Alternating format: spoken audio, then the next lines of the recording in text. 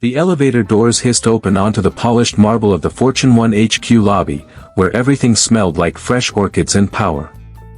In the middle of that quiet perfection, a girl in a faded janitor's jumpsuit accidentally knocked over a mop bucket. Dirty water spread in an awkward arc across the pristine floor, drawing gasps from a cluster of high-level executives waiting for their morning brief. One of them, a man in an iron charcoal suit with a voice smooth as chilled wine, didn't hesitate. "Could someone clean this up, or maybe call someone who knows how to mop?" Emily froze. She had taken the shift as a favor, just one day to help cover for the elderly janitor who had slipped on ice the night before. She wasn't supposed to be seen. She definitely wasn't supposed to be insulted in front of the company's leadership. Her cheeks burned, but she said nothing. She knelt to clean the mess, hands trembling slightly. That's when someone whispered, just loud enough, "Guess even interns are too expensive these days." A laugh followed, laced with contempt. But they didn't know the truth. They didn't know the girl in the blue jumpsuit had been top of her class in strategy. That she had dreams too big to fit in that hallway. That she had once sat in the back of a business seminar, taking notes with a broken pen because she couldn't afford a new one. They didn't know, she wasn't just a janitor. 2 hours earlier, Emily had stood in the dim maintenance office behind the parking garage. The fluorescent lights flickered overhead as she buttoned the oversized uniform. "You really don't have to," Mr. Ramon said, his voice gravelly but kind. "They'll never know the difference if I just mark the log." But Emily had insisted. "You've helped me every day since I started this internship. Let me help you now." She didn't tell him that she was also broke. That her stipend had been delayed. That she needed something to do before the hunger became too loud. She grabbed the mop, pushed the supply cart out the door, and stepped into the building she usually walked through with a clipboard and a timid smile. Today, no one recognized her. No one except the security guard, who gave her a double take and then shrugged. "You good, Miss Emily?" She nodded. "Just helping out." By 7:45, she was already sweaty from pushing the cart through the executive wing. She wiped a smudge from the conference room glass and caught her own reflection. She looked older somehow. Not because of the uniform. But because this was the first time she was invisible and oddly free. Then the incident happened. The bucket. The laughter. The humiliation. She finished mopping in silence, ignoring the stares. By noon, she was on the 12th floor, outside the innovation lab. The door had been propped open, and papers were flying around from an overworked printer. Inside, a stressed manager barked into his headset. "The new prototype's gone. We can't demo what doesn't exist." Emily moved to close the door, but paused. Something wasn't right. On the desk, a USB drive blinked red, its file folder open on the screen. She didn't mean to look, but one glance told her everything. The prototype wasn't gone, it had been mislabeled. She recognized the layout from a project her college roommate once pitched. The system was running a decoy. Someone had sabotaged the launch. A trembling breath left her lips. She hesitated, fingers hovering over the mouse. Touching anything would mean crossing a line. But letting this pass would destroy a month of development. So she clicked. The room went quiet. 2 steps behind her, someone had been watching. A man with sleeves rolled up, standing in the shadows of the hallway. The CEO. His eyes didn't narrow. They studied. Measured. He didn't say a word. Not even when she turned, startled, expecting punishment. He just said, "What's your name?" She whispered, "Emily." His voice was low. "Just Emily." Her chin lifted. "Today. Janitor Emily." He nodded once. "Come with me." And just like that, the girl who had been cleaning up coffee spills was walking into the highest office of FortuneOne. Still in uniform. Still smelling like lemon disinfectant. And not knowing that somewhere, in a sealed boardroom, a file with her face had just been marked as, Integrity Test Candidate #X, cleared. Not knowing, that she had just passed a test no one else even knew was happening. Not knowing, her story was only beginning. The light in the maintenance hallway buzzed faintly as Emily leaned against the door, her back pressing into cold metal. The uniform was too big. The mop too heavy. And her pride, already thin, was wearing through like an old sock. She pulled out the note Mrs. D had left her, the elderly janitor she was covering for just one day. Don't let them make you feel invisible. Even shadows serve the light. Emily traced the cursive letters slowly. It was supposed to be a small favor. Just a day. Just a mop. No one said anything about watching your dignity evaporate under fluorescent lights. She'd only taken this job because the unpaid internship wasn't cutting it. Every evening was ramen, every morning a countdown to when her bus card would stop working. Mrs. D had been kind, always offering her leftover cookies and a warm smile in the break room. So when the older woman pulled her aside and asked, "Could you cover for me on Monday? It's the final phase of my treatment," Emily couldn't say no. It didn't matter that it meant stepping even lower than where she already stood. She owed her that much. But now, just before 10 a.m., she was starting to regret it. People didn't look at her when they passed. They looked through her. A man in a cobalt suit nearly spilled coffee on her but didn't apologize. A woman waved her off when she asked if she could clean the conference room. And worst of all was the look she got from the woman in heels who dropped a napkin on the floor, paused, and waited. Waited for her to pick it up. She did. The sting didn't come from what they said. It came from what they didn't say. It came from how quiet you became in a place built on voices. But the worst came an hour later. She had just finished wiping down the glass tables on the third floor when a man with too much cologne and a clipboard walked by with a group of employees. "Remember," he said loudly, "no matter how small the role, integrity matters. That's what today's test is about." Emily froze. "Integrity test?" "Sir," one of the assistants whispered, eyeing Emily, "isn't she?" He turned back, gave Emily a long look. "I thought we briefed everyone." She didn't respond. Didn't even blink. Just went back to cleaning, her hand trembling just enough to make the spray bottle squeak. She didn't know what they meant. She didn't know what the test was. But suddenly she felt like she'd been caught in the middle of something she wasn't supposed to see. Or be. Back in the stairwell, she sat on the third step, hidden from the camera in the corner. She checked her phone. 0 new texts. 0 missed calls. 0 reasons to keep pretending this day meant anything.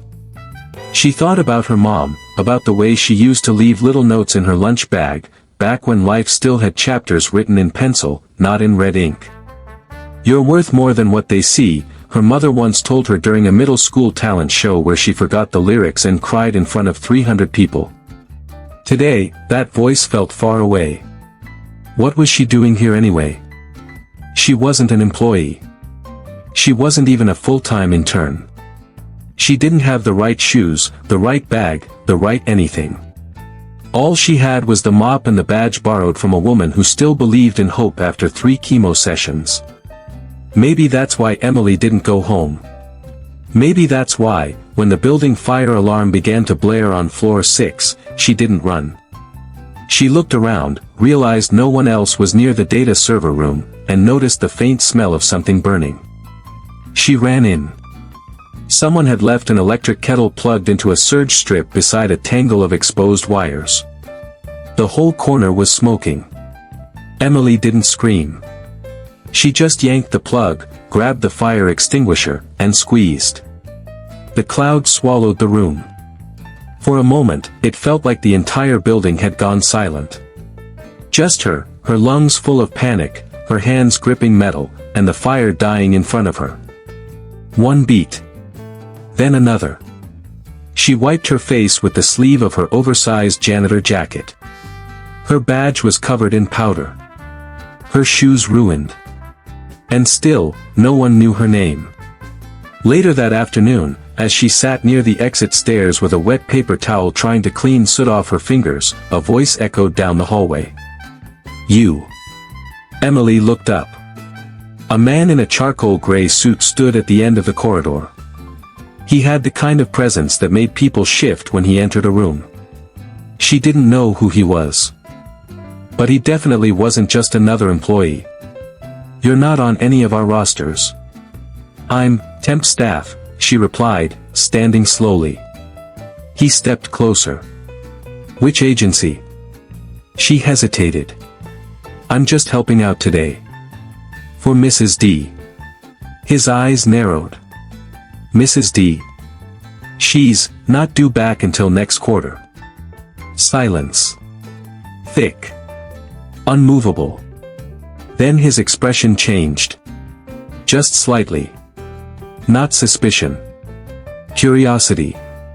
He stared at her hands, her shoes, the badge barely hanging onto her collar. Then he said quietly, more to himself than to her, "Interesting." And walked away. Emily stood frozen. Something had shifted. But she couldn't tell yet if that was a good thing, or the beginning of something worse. By the next morning, whispers were circling FortuneOne's executive floor like smoke before a fire. No one said her name, because no one knew it. But they all talked about her, the janitor who wasn't. Someone claimed she had credentials from a security firm. Another swore she was from HR corporate compliance, secretly auditing internal ethics. By 10 a.m., Emily had unknowingly become a ghost story, a warning, a myth in borrowed shoes.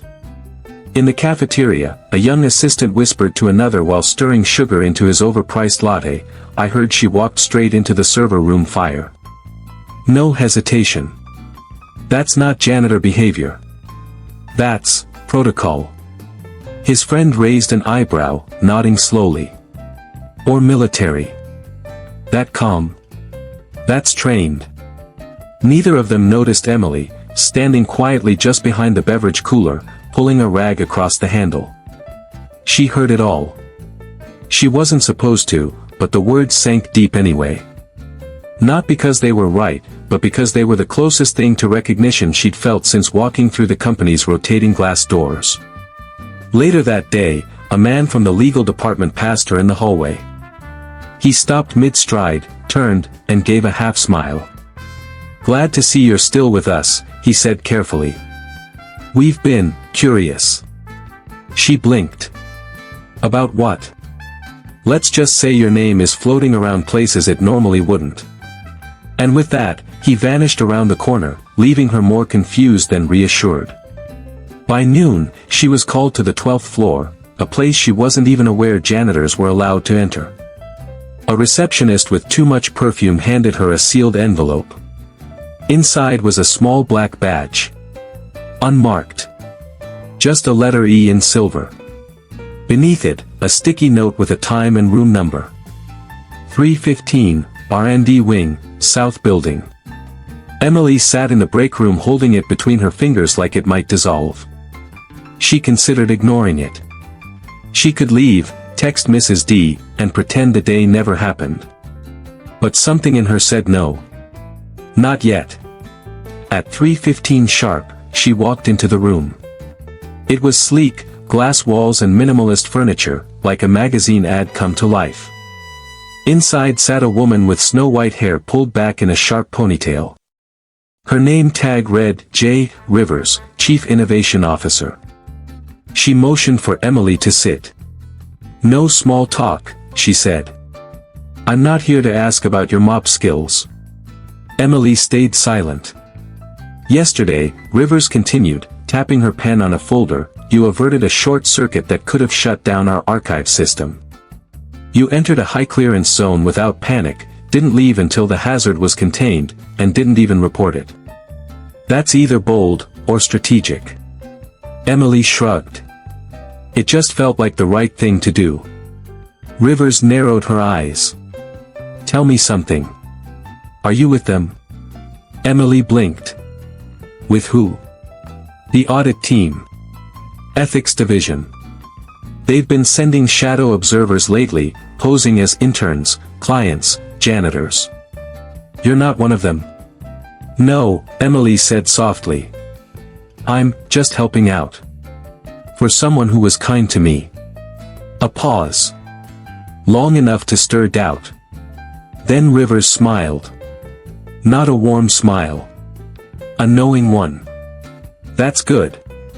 Because if you were, you wouldn't have told me. Which means either you're telling the truth, or you're very, very good. As Emily left the room, her heart pounded against her ribs. Was this still about a mop? Was she even supposed to be here anymore? And why was everyone acting like she had passed a test she never studied for? She took the back stairs to the lower level, hoping the quiet would settle her nerves. But halfway down, she heard a voice echoing up the stairwell. A man's voice. Firm. Measured. No, I don't want her removed. Not yet. She's doing more good than you think. She froze. It was him. The man from the hallway. The one with the eyes that saw through things. She's not just cleaning, he continued. She's watching. Listening. And everyone's reacting. That's worth something. There was a pause, a shift in his tone. If she's who I think she is, then this whole company is about to be exposed. Emily pressed her back against the cold concrete wall. The conversation faded as the door closed behind him. But the damage was done. He thought she was someone else. Someone planted. Someone powerful. And in that moment, for the first time in years, she wondered if maybe, pretending to be that person wasn't such a bad idea after all. The next morning, Emily showed up at FortuneOne an hour earlier than usual, her janitor uniform still a bit too large and her sneakers damp from the rain. But something had shifted in her posture. She no longer walked like someone invisible. She moved like someone watching, like someone calculating. The halls buzzed with a nervous energy. People spoke softer. Managers double-checked memos before sending. No one left dirty dishes in the break room. And every so often, someone would glance over their shoulder, half in fear, half in curiosity, toward the girl in gray who scrubbed quietly, always listening. At 9:15 a.m., an intern knocked over a tray of documents near the elevator. Papers flew everywhere. Emily bent down to help. The intern, flustered, laughed nervously and whispered, "Sorry. Just don't report me to, you know." He winked and scurried away, leaving Emily kneeling in silence, hands shaking slightly. It was happening. The myth was feeding itself. But at 11 o'clock sharp, the illusion cracked. She was mopping outside the East Conference wing when the elevator doors opened, and out stepped Nicholas Grant, the CEO himself. He walked with the quiet confidence of someone who had long ago stopped asking for permission. The air around him tensed, like glass right before it shatters. He paused when he saw her. "Miss." She straightened. "Emily." He studied her face for a moment. "Right. Emily. You're not on my staff list." "No, sir." "Then why is your name on my daily report under Building Incident Resolution?" "I just helped. It wasn't a big deal." He didn't smile. "That system cost us $2.6 million. If you just helped save it, it is a big deal." His eyes narrowed, calculating. "Come with me." She followed him through glass corridors and past hushed conversations into his private office. Polished floors, shelves lined with awards, and a single bonsai tree sat on his desk. It was quieter than expected. More personal. He motioned toward the chair across from his. "Sit." She obeyed. He leaned back, fingers steepled. "Let's stop pretending. Who sent you?" "No one," she said. "You expect me to believe that a random intern moonlights as a janitor, walks into a high-level security wing during an emergency, and doesn't flinch?" I didn't know it was restricted. The door was open. I just saw sparks and smoke, so I grabbed the extinguisher. And after that, I left. I had more floors to clean. That made him pause. No report. No grandstanding. No requests. She shrugged. I wasn't hired to make noise. He stood and walked toward the window. You know what's ironic? We've spent 6 months running silent evaluations on every executive team. Hidden cameras. Anonymous integrity audits. And not one person passed without compromise. Then you walk in, by accident, and disrupt the entire board's behavior with nothing but a mop and some silence. She looked down. I didn't mean to cause a problem. No, he said quietly, you revealed one. There was a long pause. Then he turned. I don't believe in coincidences. So either you're the most elaborate plant I've ever seen, or, you're the fluke this place desperately needed. She didn't reply. Her hands sat folded tightly in her lap. He walked to his desk, pulled out a slim folder, and slid it across to her. This is a contract. Strategic Innovation Team. 6-month placement. Full salary. No title. Just access. You'll observe, report, and when you're ready, act. Emily's eyes widened. I'm not qualified. Oh, you're not, he agreed. You're also not jaded. Not political. Not corrupted. And in this building, that makes you priceless. She hesitated. What happens when they find out who I really am? He smiled, just slightly. They already have their version of who you are. Now, you decide if you want to let them keep it, or rewrite it. She stared at the folder, hands trembling slightly. What if I fail? He poured 2 glasses of water and slid one across the table. Then you'll still have done more than most of them do in a lifetime. She exhaled. A deep, unsure breath. And then, she picked up the pen. The news traveled faster than rumor.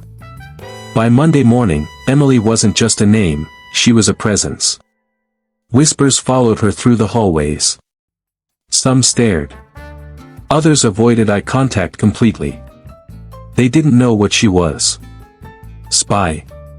Consultant. The CEO's secret weapon. No one dared to ask. In the glass elevator, a VP coughed uncomfortably beside her, pretending to check emails. At the espresso machine, an associate quietly slid aside to give her space. Even the head of legal, normally unshakable, stood a little straighter when she passed. Emily didn't say much. She wore the same plain clothes. Still took the stairs. Still smiled when someone held the door. But inside, something had shifted. Not pride. Not confidence. Just a stillness. The kind of quiet that comes after you've been told you matter, whether you believe it yet or not. She was sitting in the observation lounge reviewing digital workflow reports when Linda Carmichael, head of operations, entered the room. You don't belong here, Linda said, voice crisp like she was slicing an apple. Emily looked up calmly. Apparently, I do now. Linda stepped closer, heels clicking with each controlled step. You made a spectacle of yourself. I cleaned a hallway and stopped a fire, Emily said. I didn't ask for attention. You humiliated senior staff in front of the board. I reported what I saw. That's what I was asked to do. Linda leaned in. You think a few days on a mop makes you qualified to question people like me? I think a few days watching taught me that people like you stop looking. There was a pause. And then Linda smiled, the kind that hides a dagger. Don't get too comfortable. This place eats sincerity like candy. And you're sweet, dear. But you'll rot fast. Emily held her gaze. Maybe. But at least I won't go bitter. That afternoon, she submitted her first internal audit, anonymized, direct, and surprisingly thorough. It outlined minor inefficiencies that no one had addressed for months. Nothing groundbreaking. Just obvious. Obvious to someone who noticed. The CEO read it in silence, then placed it in a private drawer. 2 days later, an executive was quietly reassigned. No announcement. No drama. Just a missing name on the next org chart. And everyone noticed. By Friday, someone left Emily a cupcake on her desk. No note. Just vanilla frosting and quiet gratitude. But not everyone applauded. Melissa Rowan, assistant to the head of finance, intercepted Emily near the elevator. "You're making people nervous," she said casually, pretending to scroll her phone. "Why?" "Because you don't follow rules. And around here, unpredictability gets labeled as dangerous." Emily nodded slowly. "Good. Maybe it'll scare the right ones." Melissa tilted her head. "Just don't mistake a contract for a crown." "I don't want a crown," Emily said softly. "I just want people to stop hiding their knives behind smiles." Later that day, the janitor returned. Mr. Hugo, kind and aging, walked through the door with his familiar limp and warm smile. "I heard you filled in," he said gently, wiping his hands on his coveralls. "Did the floors survive you?" Emily laughed. "Barely. But I survived them." He patted her shoulder. "You're braver than most." "Why?" "Because you didn't pretend to be less than you are, even when it made others uncomfortable." She swallowed hard. He handed her something wrapped in cloth. "You left this in the supply room." It was her old name tag. The one that read, "Temp intern, Emily R." She stared at it. "You want me to throw it away?" he asked. "No," she said quietly. "Keep it. Just in case someone else needs to wear it someday." He smiled, and for a moment, it felt like the building exhaled. That evening, the CEO stood by the large windows of his office, watching the city flicker like restless stars. Behind him, the door opened. "She's stirring the whole hive," Linda said. "I know. She's a risk. She's a mirror." He turned. "And most people don't like what they see." Linda hesitated. "Do you?" He thought about it. "I see someone who does the right thing even when no one's watching. She's too raw. She's real." Linda looked down, tone softer. "And what if she breaks? Then we build something better around her." And with that, he dismissed her.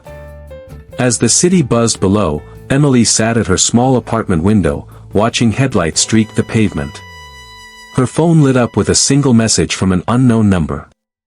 "You didn't just mop a floor. You cleared the path." She smiled. But she also knew. The real test hadn't started yet. The Monday after her report went live, Emily arrived at FortuneOne before sunrise. The office lights were still dark, the city barely breathing.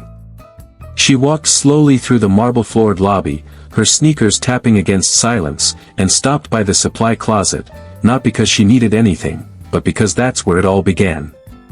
The mop was still in its corner, upright, untouched since Hugo's return. She ran a hand along its wooden handle. It wasn't just a tool anymore. It was a reminder. A quiet emblem of a version of herself she had never known, resilient, awake, unafraid to be invisible. By 7:45, the building pulsed with motion. People buzzed past her, some offering brief nods, others choosing to pretend they didn't see her at all. She didn't mind either way. Not anymore. At 8 o'clock sharp, Emily entered the executive hall, not with a badge of authority, but with a folder in hand, her proposal for the Integrity Index initiative. A plan that would allow every FortuneOne employee, no matter their title, to anonymously flag concerns or suggestions and track how they were addressed in real time.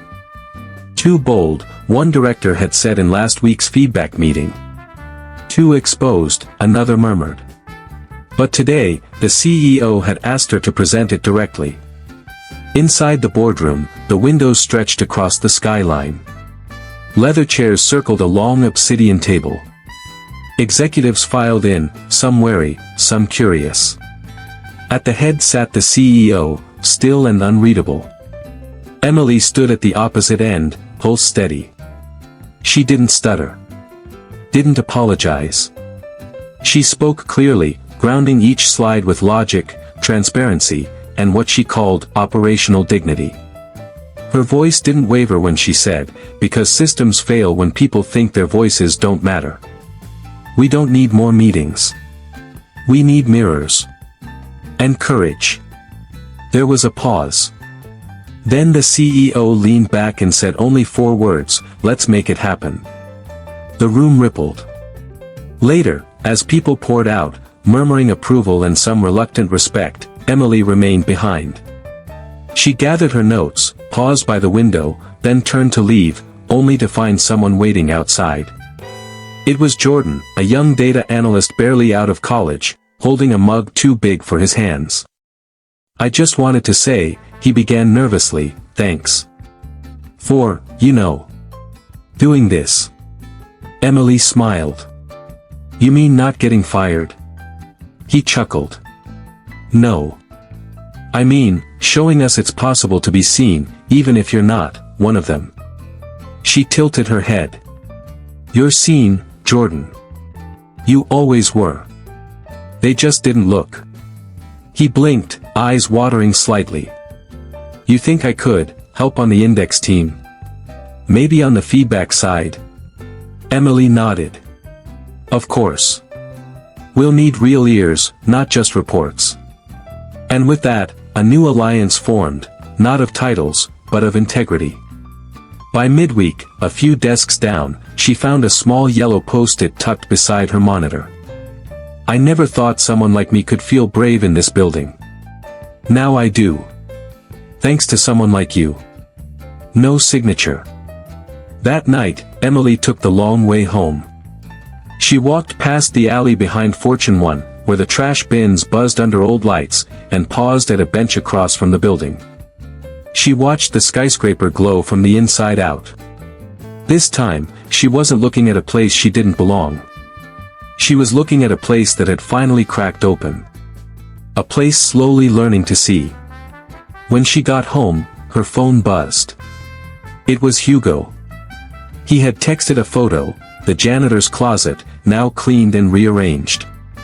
And at the center, hung neatly, was a plaque. "Dignity begins on the floor. Anonymous." She stared at it, tears catching her breath. No title. No spotlight. Just truth. The next morning, at the elevator, she bumped into Linda Carmichael again. For a second, they simply stared. Then Linda spoke first. "I was wrong about you." Emily raised an eyebrow. "You're admitting that?" "I'm not in the habit of repeating mistakes. Especially ones that come back stronger after every attempt to break them." Emily waited, then said, "Thank you. But I wasn't trying to break anything." Linda smirked. "Exactly why you did." The elevator opened. Emily stepped in, and Linda held the door. "This initiative of yours," Linda added, voice lower now. "It's going to change more than policy. It's going to change people. That scares them." Emily looked up. "Does it scare you?" Linda didn't answer. Just smiled. Then walked away. Emily watched her go, heart calm, resolve intact. As the elevator rose, she didn't feel like she was going up. She felt like she'd arrived. 3 weeks later, on a rainy Thursday morning, Emily sat on a bench outside the building, sipping coffee from a paper cup that was beginning to soften in her grip.